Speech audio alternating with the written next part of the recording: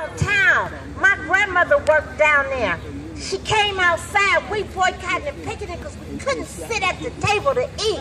She worked in the kitchen. She came outside, saw us boycotting and picketing. She looked at me. She said, "Girl, what is you doing? You gonna make me lose my job." So every day that I knew it was the time for her to come out, to go to the park to sit, eat her lunch, I would hide.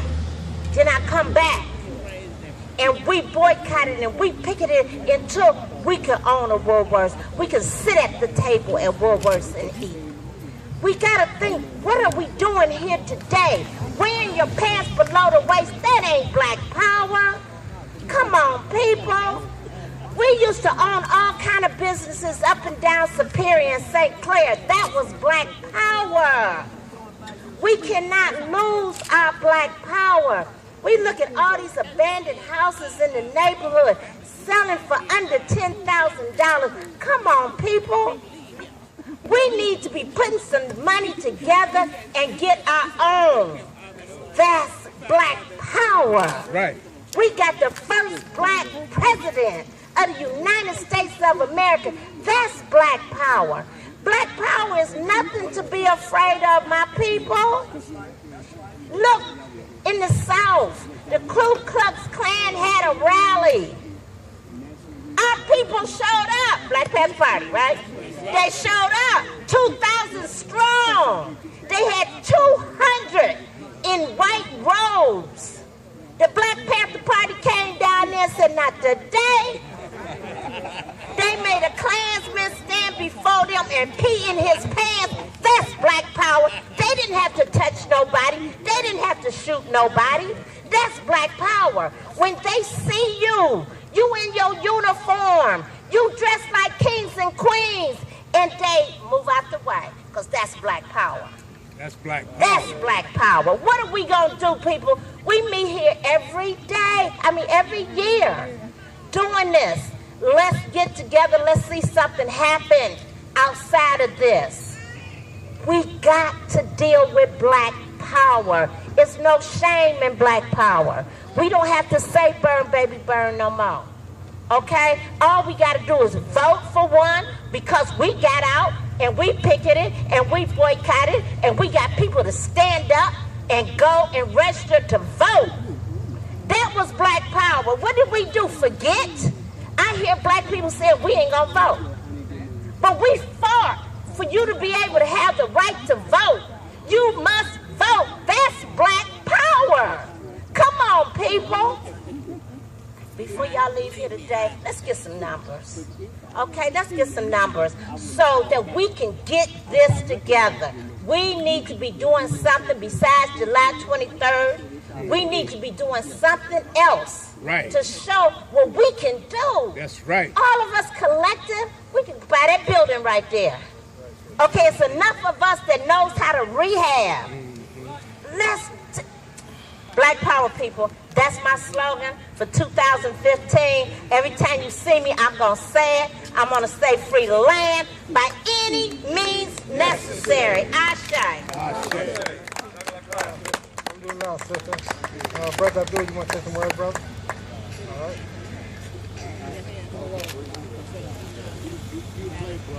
Assalamu alaikum wa rahmatullah.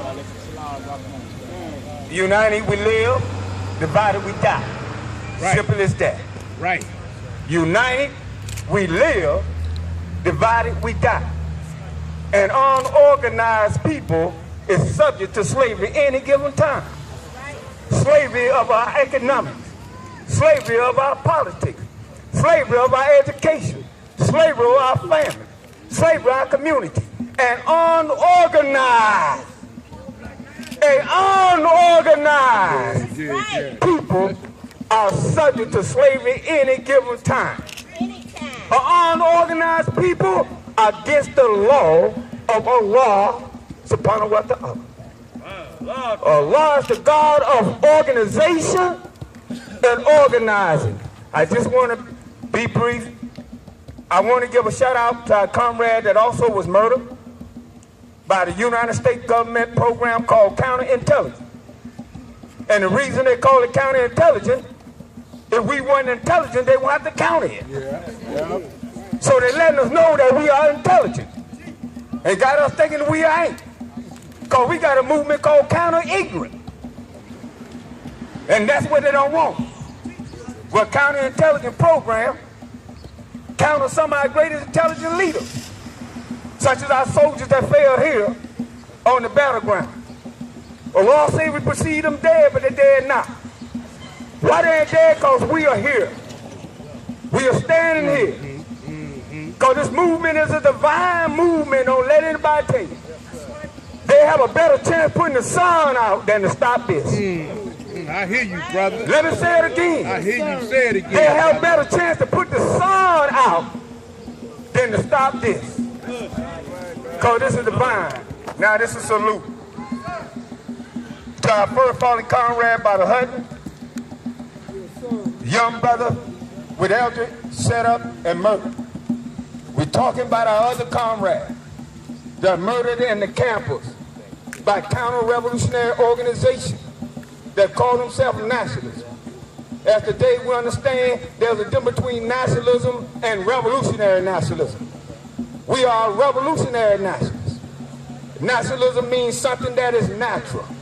You came out the womb a nationalist, and they made you everything else.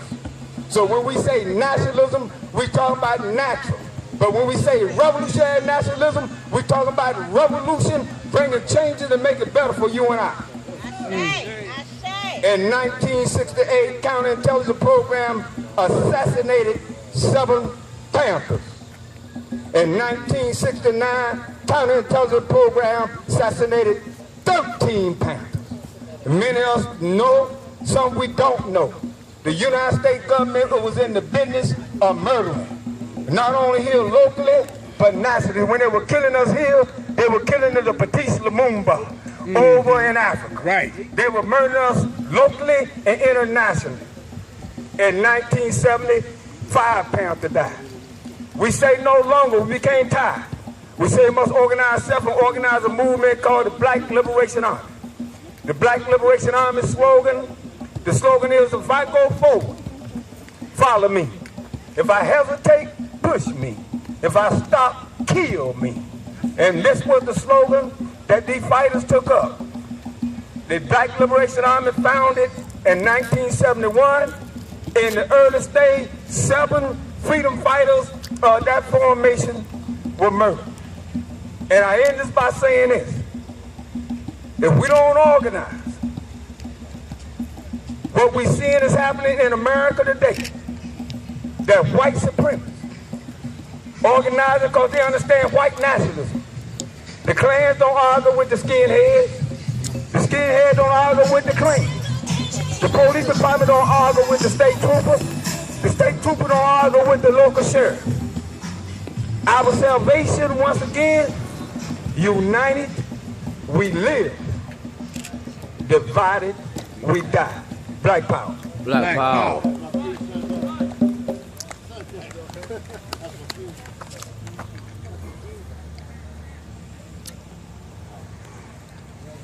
Sister Faria gonna speak.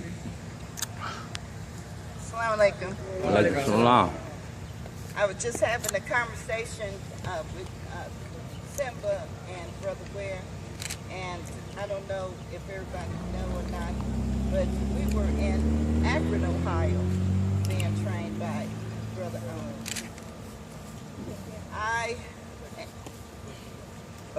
I was married to 3 good brothers. I done outlived 3 warriors. Love. They asked me to speak on Abdul Bashir Dean, and I said, well,